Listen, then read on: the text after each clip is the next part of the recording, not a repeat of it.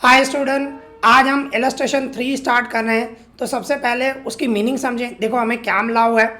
देखो क्या बता रहा है, following is the information of the fire and marine department of new India insurance company limited.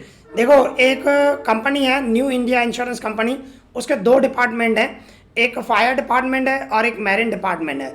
उसका डेटा, उसकी इंफॉर्मेशन आपको नीचे दी गई है और वो भी कब बता रहा है, एज ऑन 31 मार्च 2019। तो ये जो 31 मार्च 2019 है वो आपकी क्लोजिंग डेट है, ये ध्यान रखना, ये आपकी क्लोजिंग डेट है। ठीक है, देखो हमें क्या मिला हुआ है, रिजर्व फॉर अनएक्सपायर्ड रिस्क, और वो भी देखो कौन सी डेट का है, 31 मार्च 2018। मतलब ये reserve for unexpired risk opening है। ये कहाँ पे जाता है, शेड्यूल 1 में जो प्रीमियम अर्न होता है नीचे नीचे हम माइनस करते हैं। तो ये आपको पता होना चाहिए कि ये इफेक्ट कहाँ जाएगा। ठीक है, फिर आगे देखो क्या बता रहे हैं, लिएबिलिटी फॉर आउटस्टैंडिंग क्लेम बता रहा है। क्लेम मतलब शेड्यूल नंबर 2 क्लेम इंकर्ड उसमें जाएगा, और उसमें भी आप देख सकते हो 31 मार्च 2018 है और 31 मार्च 2019 है।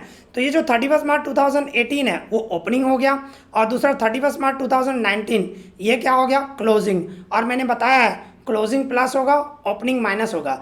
मतलब ये 2019 जो है वो प्लस होगा क्योंकि वो क्लोजिंग है, और 2018 वो माइनस होगा, मतलब ये लेस में जाएगा। ठीक है, इस चीज़ का ध्यान रख, मतलब मेन आपको ध्यान रखना है कौन सा इफेक्ट कहाँ जाएगा, बस इतना ध्यान रखना है। जैसे मैंने बताया वो आप ध्यान रखो। ठीक है ना, फिर आगे देखो क्या बता रहा है, fire extinguishing expense. Fire extinguishing expense मतलब आग बुझाने के खर्चे। तो ये कहाँ पे जाएंगे, ऑपरेटिंग एक्सपेंस जो शेड्यूल 4 बनाते हैं उसमें, और ये फायर डिपार्टमेंट का ही होगा। आप देखो फायर डिपार्टमेंट में, मैरिन में नहीं है। ठीक है ना, तो इस तरह है।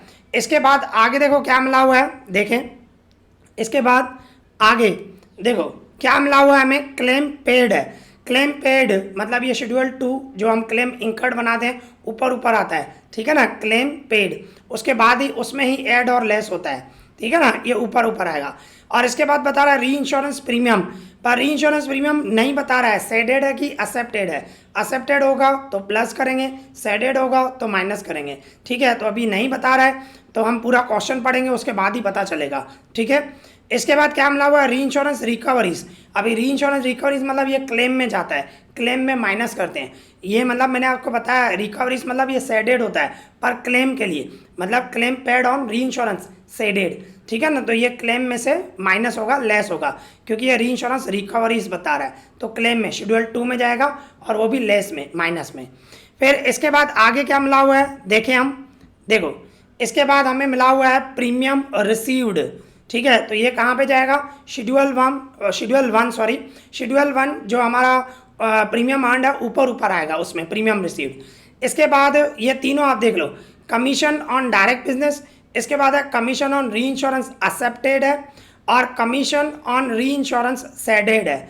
ये कहाँ जाएंगे, शेड्यूल 3 में जो हम कमीशन बनाते हैं।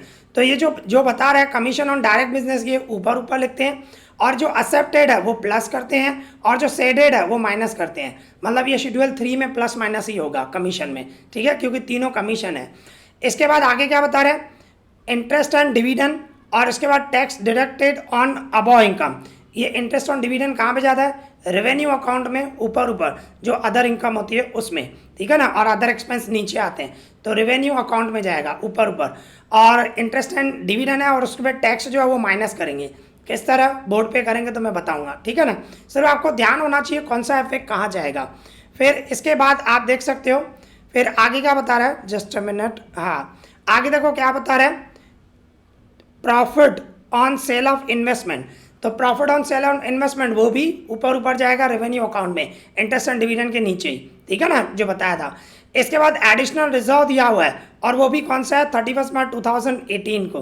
तो ये ओपनिंग है, तो आपको बताया ये कहाँ पे जाता है, अनएक्सपायर्ड रिस्क और एडिशनल रिजर्व दोनों ही प्रीमियम में नीचे माइनस करते हैं। ठीक है ना, और ये दोनों ओपनिंग दिए हुए हैं, ये ध्यान रखना। ऊपर भी हम पढ़ के आए, अनएक्सपायर्ड रिस्क मिला हुआ था हमें ऊपर ऊपर, आप देख सकते हो ये ऊपर ऊपर रिजर्व और अनएक्सपायर्ड रिस्क मिला हुआ था, और वो भी ओपनिंग था। ठीक है ना, ये है, और नीचे एडिशनल रिजर्व दिया हुआ है। ठीक है, इस चीज़ का ध्यान देना, यहाँ पे एडिशनल रिजर्व दिया हुआ है। ठीक है ना, और वो भी 31 मार्च 2018 का। तो ये ओपनिंग है, तो ये ओपनिंग हम माइनस करेंगे किस तरह, सब में जब बोर्ड पे हम करेंगे अच्छे से समझ में आ जाए। सिर्फ आपको ध्यान होना चाहिए कौन सा इफेक्ट कहाँ जाएगा, ठीक है ना। अभी देखो इसमें एडजस्टमेंट दिए हुए हैं। फर्स्ट नंबर एडजस्टमेंट आप देखो क्या बता रहे हैं, management expense of ₹5,40,000। Management expense जो है 5,40,000 है, पर ये कहाँ पे जाते हैं, शेड्यूल 4 में ऑपरेटिंग में, पर कौन से डिपार्टमेंट में जाएगा वो हमें देखना पड़ेगा, पूरा पढ़ेंगे तो पता चलेगा। Management expense of 5,40,000 and legal expense भी दिया हुआ है, लीगल एक्सपेंस 21,000, ठीक है। Are to be allocate between the two department, दोनों डिपार्टमेंट में अलोकेट करना है, अलोकेट करना है मतलब अलग करना है, ठीक है ना, अलोकेट करना है on the basis of premium income of each department. मतलब दोनों डिपार्टमेंट में फायर और मैरिन दोनों डिपार्टमेंट का जो नेट प्रीमियम आएगा ना उसमें से हम रेशियो निकालेंगे, उस रेशियो में ये डिस्ट्रीब्यूट करना है, अलोकेट करना है, मैनेजमेंट एक्सपेंस और लीगल एक्सपेंस। मैनेजमेंट एक्सपेंस कहाँ पे लिखेंगे हम, मतलब शेड्यूल 4 में ऑपरेटिंग एक्सपेंस उसमें लिखेंगे। और लीगल एक्सपेंस कहाँ पे लिखोगे, देखो लीगल एक्सपेंस यहाँ पे सिर्फ लीगल एक्सपेंस बता रहा है तो हम वहाँ पे लिखे तो बेटर रहेगा। जो हमारा रेवेन्यू अकाउंट है अदर एक्सपेंस नीचे नीचे वहाँ पे लिखो तो बेटर रहेगा, ठीक है। तो वहाँ पे लिखेंगे हम लीगल एक्सपेंस और 21,000 को हम डिस्ट्रीब्यूट करेंगे। तो अगर जो क्लेम का होता है ना तो हम क्लेम में ऐड करते हैं, ठीक है। इसमें बता नहीं रहा है कि क्लेम क्या है, लीगल एक्सपेंस कुछ नहीं बता रहा है, तो हम वहाँ पे लिखेंगे रेवेन्यू अकाउंट में नीचे नीचे अदर एक्सपेंस में, और वो भी जो प्रीमियम आएगा उसके रेशियो में डिस्ट्रीब्यूट करेंगे दोनों, मैनेजमेंट एक्सपेंस और लीगल एक्सपेंस। किस तरह, वो हम जब अकाउंट बनाएंगे उसके बाद ही हम रेशियो निकाल सकेंगे, ठीक है ना। तो ये हो गया हमारा फर्स्ट नंबर एडजस्टमेंट। आ जाओ सेकंड नंबर एडजस्टमेंट, क्या बता रहा है, additional reserve of both department is to be increased by 10%। अभी इंक्रीज बोल रहा है 10% on premium less reinsurance, मतलब जो नेट प्रीमियम आएगा ना उसमें 10% बढ़ाना है। किस तरह, वो भी मैं आपको जब बोर्ड पे करेंगे तो अच्छे से समझेंगे। इतना ध्यान रखना, जो नेट प्रीमियम आएगा उसका 10% निकाल के इंक्रीज करना है। इंक्रीज कैसे करना है, जो ओपनिंग है उसमें ऐड करना है। कैसे, मैं समझाऊंगा, आप खाली इतना ध्यान रखना। एडिशनल रिजर्व जो है दोनों डिपार्टमेंट में, यहाँ पे देखो बता रहा है बहुत डिपार्टमेंट है, ध्यान रखना, दोनों डिपार्टमेंट में 10% इंक्रीज हो रहा है। ओके, एडिशनल रिजर्व किस तरह होगा मैं सब में जब बोर्ड पे करेंगे तो समझाऊंगा, ठीक है ना।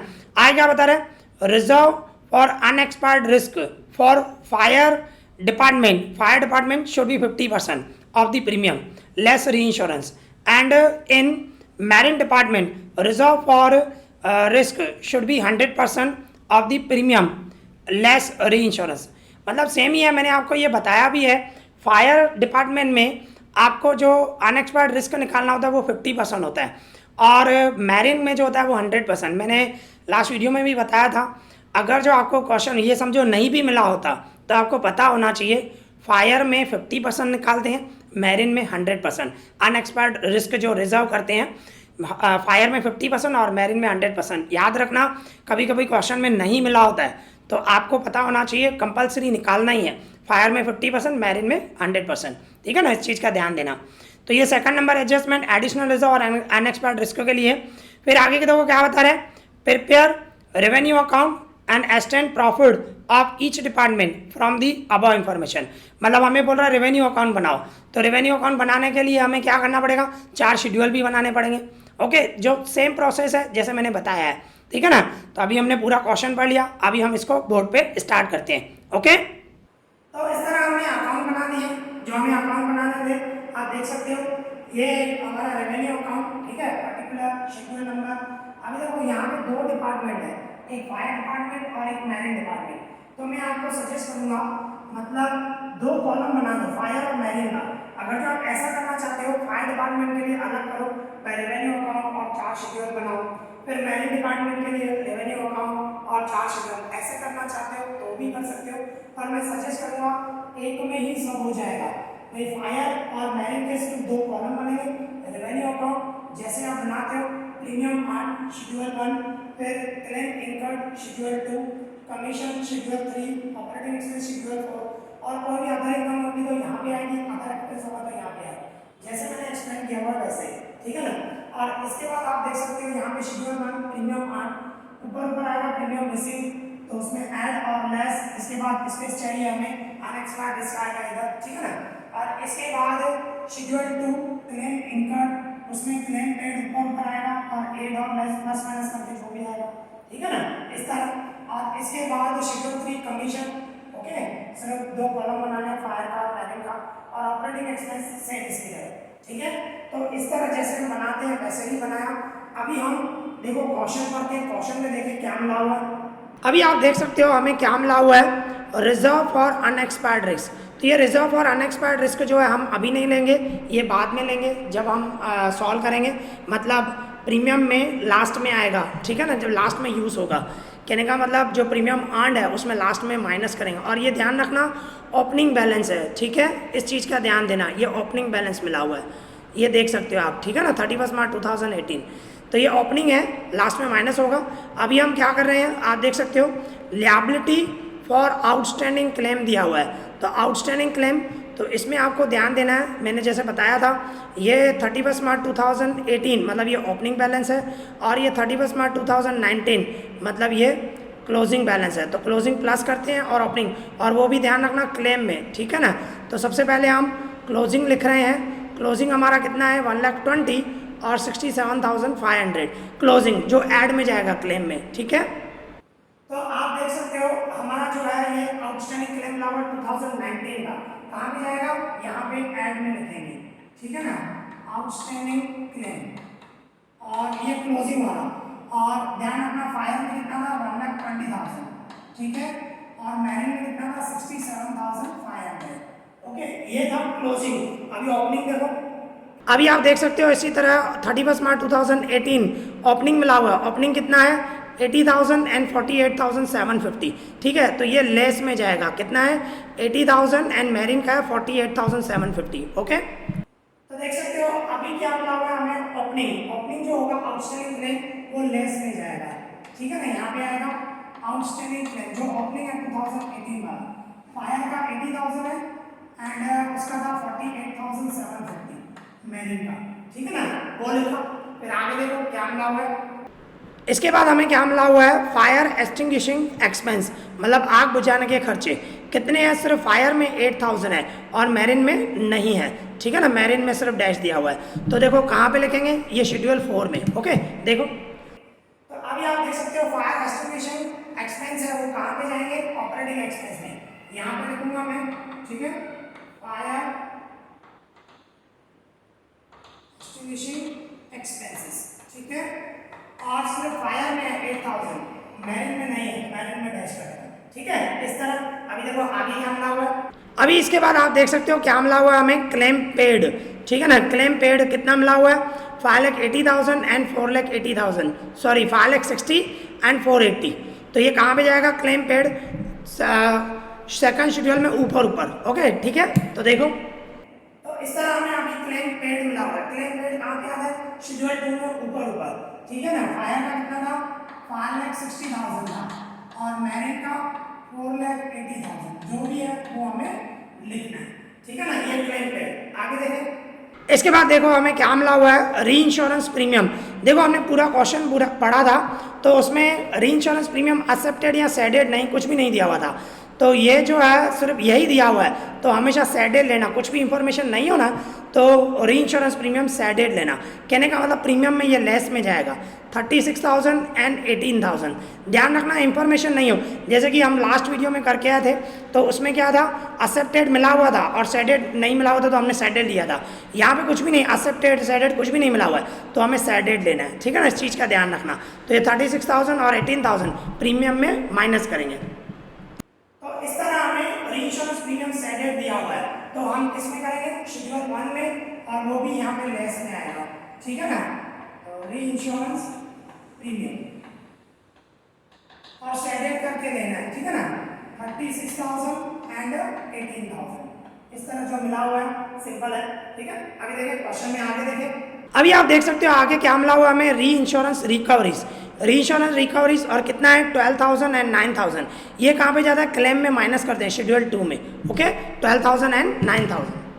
तो अभी हमें क्या मिला हुआ है, री इंश्योरेंस रिकवरीज मिला हुआ है, वो कहाँ पे जाएगा, क्लेम में लेस में आता है, यहाँ पे मैं लिखूंगा, ठीक है, री इंश्योरेंस रिकवरीज, मतलब ये सेडेड होता है ऐसे समझ के रखते हैं। री इंश्योरेंस रिकवरीज और कितना था 12,000 एंड 9,000, ठीक है ना, 12,000 एंड 9,000 ये लिखते हैं, ओके, अभी आगे देखें। अभी आप आगे देख सकते हो हमें क्या मिला हुआ है, प्रीमियम रिसीव्ड। प्रीमियम रिसीव्ड कितना है, 14,40,000 एंड 7,20,000। ठीक है, और प्रीमियम रिसीव्ड कहाँ पे आएगा, ऊपर शेड्यूल 1 में प्रीमियम रिसीव्ड। ठीक है ना, 14,40,000 एंड 7,20,000। तो इस तरह आप देख सकते हो प्रीमियम रिसीव्ड मिला हुआ है, तो कहाँ पे जाएगा, यहाँ पे शेड्यूल 1 में ऊपर प्रीमियम रिसीव्ड ऊपर लिखेंगे 14,40,000 एंड दूसरा क्या है 7,20,000। ओके, इस तरह हमें मिला हुआ है। अभी आगे देखें क्या है। अभी आप आगे देख सकते हो, ये देखो कमीशन ऑन डायरेक्ट बिजनेस है। कमीशन ऑन डायरेक्ट बिजनेस जो है वो कितना है, 2 लाख और 1,19,000 है। इसके बाद कमीशन ऑन री इंश्योरेंस एक्सेप्टेड है, एक्सेप्टेड मतलब प्लस करेंगे जैसे मैंने बताया था, और एक्सेप्टेड कितना है 18,000 और 65,000, ये प्लस होगा। और इसके बाद कमीशन ऑन री इंश्योरेंस सेडेड है मतलब माइनस करेंगे, और ये तीनों के तीनों कहाँ पे जाएंगे, शेड्यूल 3 में कमीशन में। ठीक है ना, ऊपर लिखेंगे डायरेक्ट बिजनेस और उसमें एक्सेप्टेड प्लस करेंगे, सेडेड माइनस करेंगे। ओके, इस तरह करेंगे। तो देख सकते हो हमें दिया हुआ है कमीशन ऑन डायरेक्ट बिजनेस। ठीक है ना, तो ऊपर लिखेंगे, यहाँ पे लिखा जाएगा ऊपर कमीशन ऑन डायरेक्ट बिजनेस। ठीक है ना, वो ऊपर आएगा कमीशन ऑन डायरेक्ट बिजनेस। और वो कितना था हमारा, कमीशन ऑन डायरेक्ट बिजनेस था 2 लाख एंड 1,19,000। ऊपर लिखा जाएगा 2 लाख एंड 1,19,000, इस तरह लिखा जाएगा। और इसमें मैं प्लस करूंगा, ऐड लिखो या प्लस लिखो जो एक्सेप्टेड है। ठीक है, तो कमीशन ऑन री इंश्योरेंस एक्सेप्टेड, ठीक है, वो प्लस करेंगे, एक्सेप्टेड प्लस करेंगे। तो एक्सेप्टेड कितनी है हमारी 18,000 और 65,000। ठीक है, 18,000 है और 65,000 है, ये प्लस होगा। और दूसरा सेडेड माइनस करेंगे, कमीशन ऑन री इंश्योरेंस सेडेड, तो सेडेड जो है वो हम माइनस करेंगे। तो सेडेड देखो हमें कितनी मिली हुई है 10,000 एंड 70,000, 10,000 एंड 70,000। तो इसमें आप प्लस माइनस कर दो डायरेक्ट तो भी चलेगा, ये 2 लाख, क्योंकि इसमें और कोई इफेक्ट नहीं आता है। ये इन दोनों का प्लस कर 2,18,2,18 में से 10 गए तो 2,08,000। ठीक है, इस तरह होगा। और ये 1,19,000 और 65 प्लस कर देते हैं। ठीक है ना, 1,19,000 प्लस 65,000 तो कितना हुआ 1,84,000। इसमें से मैं 70 माइनस करूंगा। ठीक है, 70,000 माइनस करूंगा तो 1,13,000। तो ये क्या, इसका टोटल ऐसे ही हो गया कमीशन, और कुछ नहीं आता है कमीशन में, सिर्फ यही आता है। ठीक है ना, तो ये हमारा इफेक्ट हो गया। अभी देखिए क्वेश्चन में और क्या है। अभी इसी तरह देख सकते हो हमें क्या मिला हुआ है, interest and dividend. Interest and dividend कितना है 1,20,000 एंड 48,000। इसके बाद इसमें टैक्स भी दी हुई है, tax deducted on the above income, मतलब इसमें से टैक्स माइनस भी करनी है। ठीक है ना, ये ध्यान रखना। पहले इंटरेस्ट एंड डिविडेंड कितना है 1,20,000 और 48, और 56 इनकम टैक्स है और 17 इनकम टैक्स है। ठीक है ना, इस तरह। तो इस तरह इंटरेस्ट एंड डिविडेंड है। इंटरेस्ट एंड डिविडेंड कहाँ पे जाता है, इंटरेस्ट एंड डिविडेंड हम यहाँ पे रेवेन्यू अकाउंट में ऊपर लिखते हैं। ठीक है ना, यहाँ पे तो इंटरेस्ट एंड डिविडेंड, और कितनी अमाउंट है 120 और 48, तो ये इनर कॉलम में लिखेंगे, ध्यान देना अच्छे से। देखो ये 1,20,000 यहाँ पे लिखूंगा और ये 48,000। ठीक है, इसमें से माइनस करूंगा टैक्स, बराबर ना, हमें टैक्स मिली हुई है। टैक्स कितनी है 56 और 17,000, तो इसमें से मैं 56,000 माइनस करूंगा और इसमें से 17,000। तो देखो इसमें से माइनस करके ध्यान देना, देखो यहाँ पे मैंने इंटरेस्ट एंड डिविडेंड लिखा है, ये फायर का है, ये मैरिन का है, और ये टैक्स है, ये किसकी है फायर की और ये मैरिन की, इस तरह मिली हुई है। तो अभी मैं इसमें से माइनस करूंगा। ठीक है ना, तो माइनस करूंगा तो 120 में से 120,000 में से 56,000 में माइनस करो तो कितना है 64। तो 64 में इधर डायरेक्ट इधर लिखूंगा, यहाँ पे फायर में, इस तरह। अब ये 48 में से मैं 17 माइनस करूँ तो कितना होगा 31, यहाँ पे लिखूंगा डायरेक्ट, मतलब इसमें से माइनस करके फायर में लिखा, इसमें से माइनस करके मैरिन में लिखा, इस तरह लिखते हैं। ठीक है, तो इस चीज का ध्यान देना। तो अभी आगे बढ़ते हैं, देखिए देखो अभी इसके बाद क्या मिला हुआ है, profit on sale of investment. ठीक है ना, profit on sale of investment कितना है 14,000 एंड 82,500, ये दिया हुआ है। देखो अभी क्या मिला हुआ है profit on sale of investment, कहाँ पे आएगा, यहाँ पे रेवेन्यू में ऊपर यहाँ पे लिखूंगा मैं profit on sale of investment, और जो मिला हुआ है वही अमाउंट डायरेक्ट लेंगे।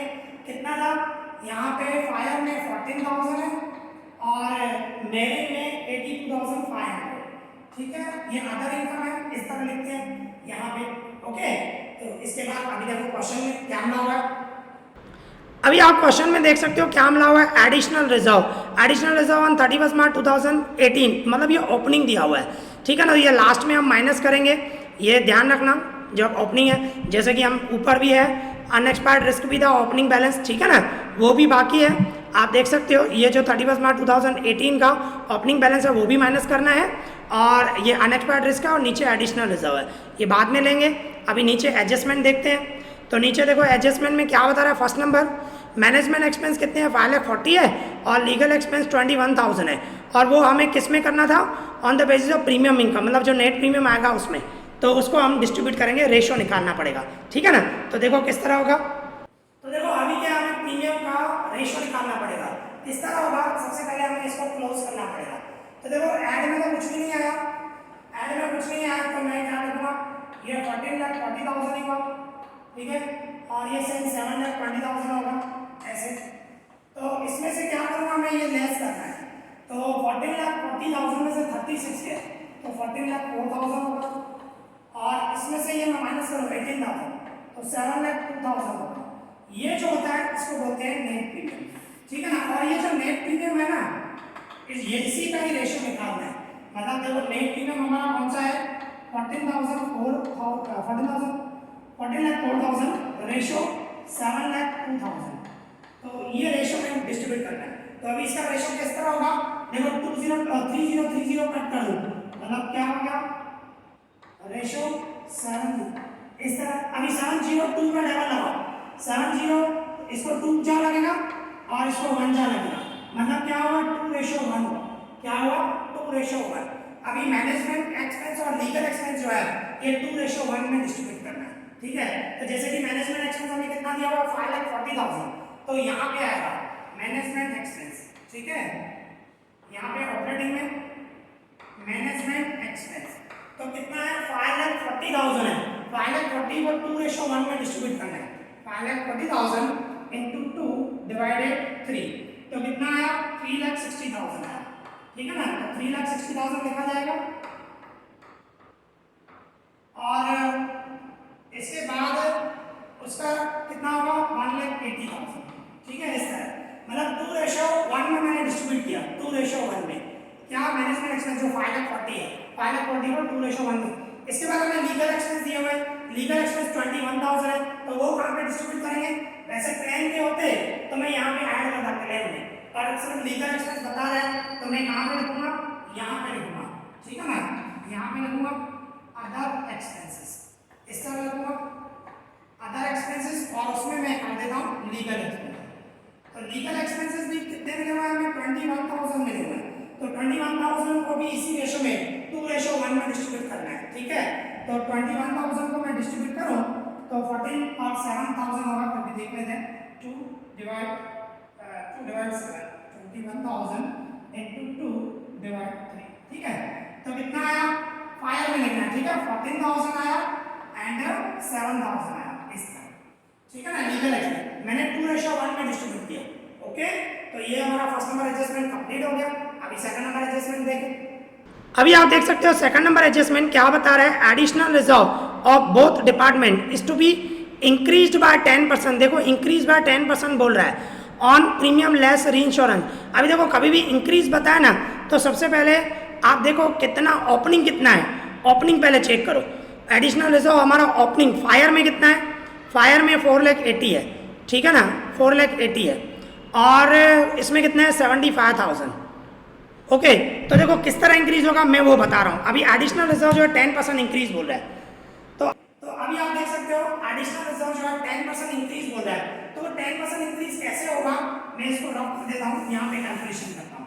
देखो हमें ये फायर का है और ये मैरीन, ठीक है। तो जो ओपनिंग है ना एडिशनल रिजर्व जो ओपनिंग वाला है, एडिशनल रिजर्व जो हमारा ओपनिंग वाला है, ओपनिंग वाला कितना था 4,80,000 है, और इसका 75,000 है एडिशनल रिजर्व, ठीक है ना, इस तरह दिया। अभी जब इंक्रीज करोगे ना, इंक्रीज कितना बताया, 10% बताया, इंक्रीज 10%, तो 10% किसका निकालना है, नेट प्रीमियम का।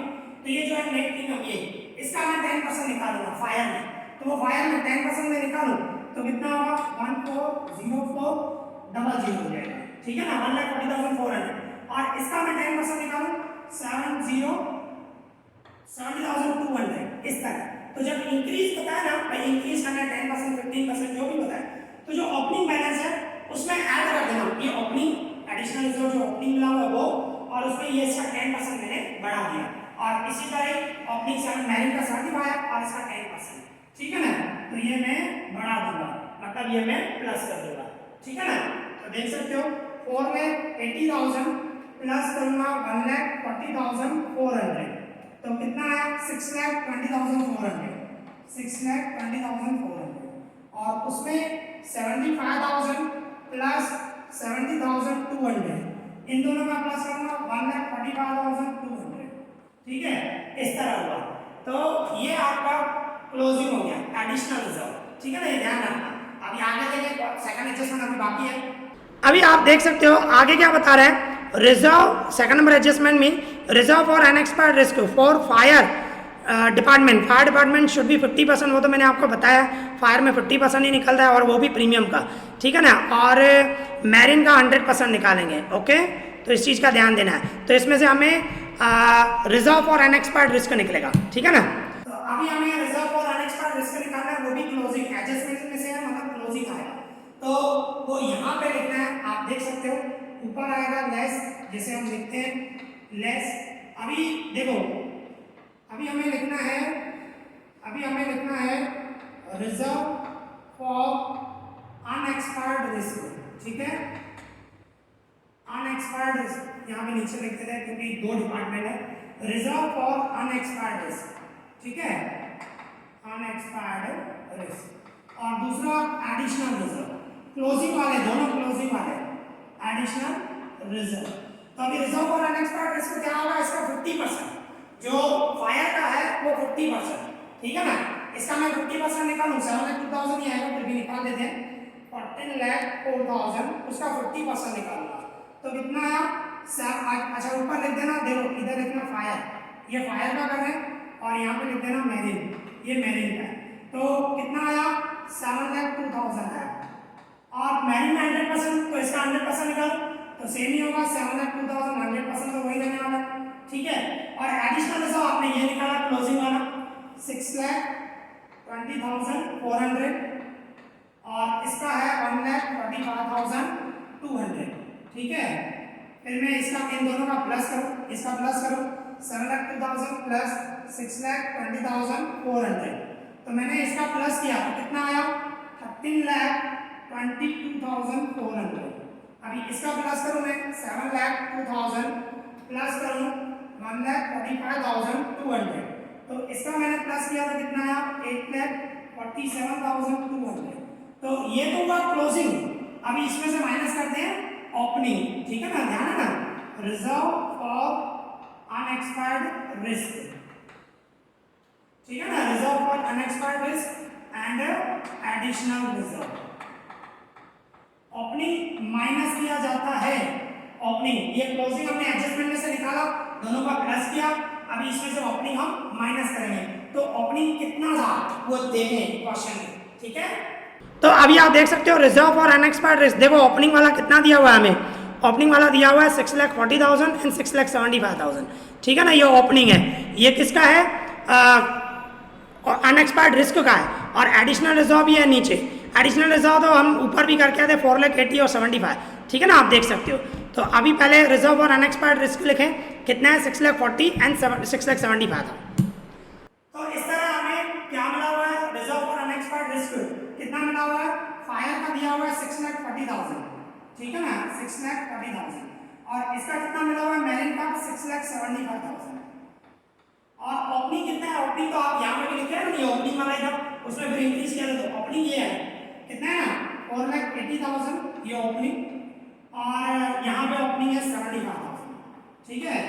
तो अभी क्या करना है, देखो अभी मैं आपको बता रहा हूँ, इसमें से ये दोनों माइनस कर दें, ठीक है, क्या करना है अभी, ये 13,22,000 है, 13,22,400, इसमें से हमें ये दोनों माइनस करने हैं, 6,40,000 एंड 4,80,000, ये दोनों मैंने माइनस किए तो कितना है 2,02,000, तो यहाँ पे लिखा जाएगा फायर में 2,02,400 यहाँ पे लिखूंगा, ठीक है।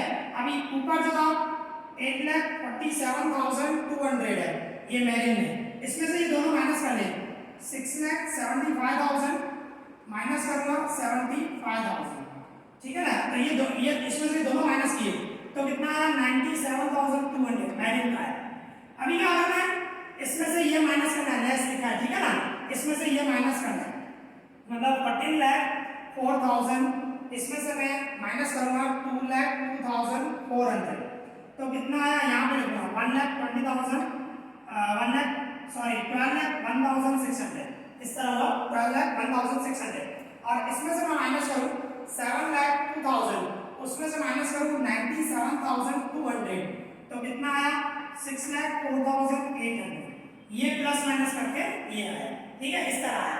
अभी क्या करेंगे, क्लेम में देखें तो क्लेम में क्या होगा, ऐड वाला ऐड कर दे, इन दोनों का मैं प्लस करूँ, ऐड करना है, ठीक है ना, तो कितना होगा 6,80,000, इसका टोटल किया 6,80,000, और इसमें से ये माइनस करने 6,80,000 में से दोनों माइनस करने 6,80,000, इसमें से माइनस क्या करना है, एक 80,000 और दूसरा 12,000, ये दोनों माइनस करने, तो कितना है 5,88,000, और इसमें से भाई 4,80,000 है यहाँ पे, उसमें प्लस करूंगा मैं 67,500, तो कितना आया 5,47,500, ये आया। इसमें से दोनों माइनस करूंगा, -48,750, एक ये माइनस किया, दूसरा है 9,000, ठीक है, ये माइनस किया, तो कितना आया 4,89,750, ये है, ठीक है ना। तो इस तरह आपको करना है, तो ये प्लस माइनस हो गया, और ये शेड्यूल 3 उसमें तो प्लस माइनस आप कर ही चुके हो चुका है, अभी इसका सिर्फ प्लस करना है, ठीक है ना।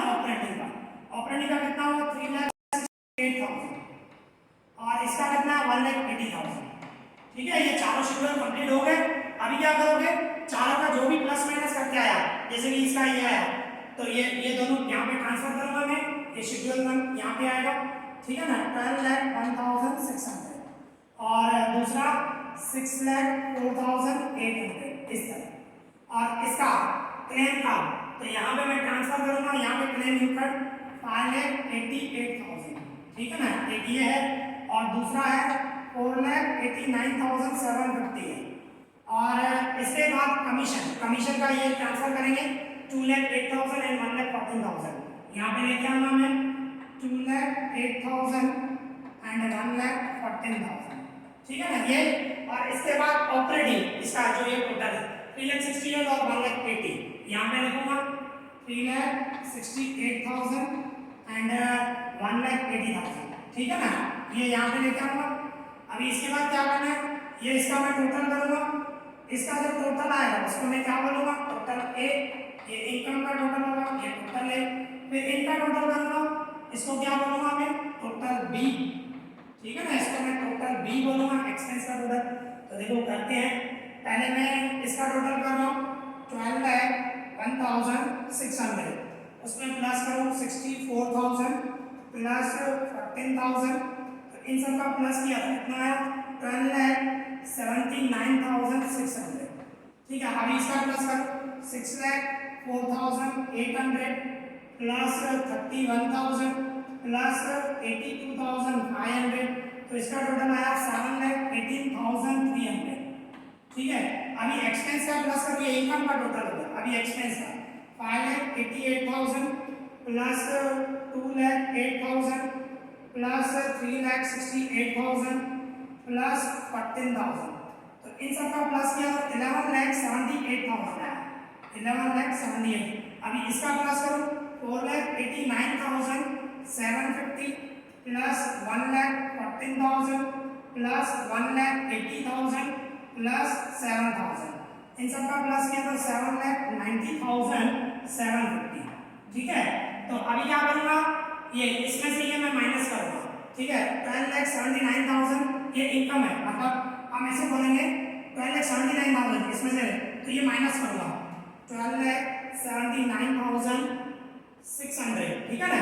इसमें से मैं माइनस करूंगा 11,78,000, तो हमारा क्या आया 1,01,600 है।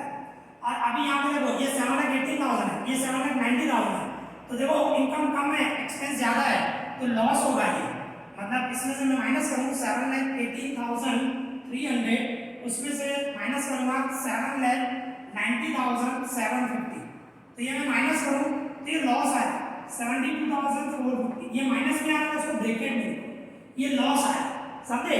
तो ये क्या, क्योंकि इसमें इनकम कम है, एक्सपेंस ज्यादा है, इसमें इनकम ज्यादा है, एक में प्रॉफिट है, हायर डिपार्टमेंट में प्रॉफिट है, मेरे डिपार्टमेंट में लॉस हुआ, तो मैं क्या लिखूंगा प्रॉफिट और लॉस ट्रांसफर, ठीक है, ट्रांसफर टू P&L इस तरह लिखना है। और A माइनस बी, मतलब हमने A में से B माइनस किया, सिंपल, ठीक है। तो इस तरह करना है, बिल्कुल सिंपल है, मैंने पहले भी बताया, सिर्फ आपको ये ध्यान रखना है कौन सा इफेक्ट कहाँ जाएगा, ये अगर जो आपको समझ में आया तो आप पूरी मार्क्स ला सकते हो, ठीक है। तो यहाँ पे हमारा सम कंप्लीट हो गया, आई होप आपको अच्छा लगा होगा। इस वीडियो में इतना ही।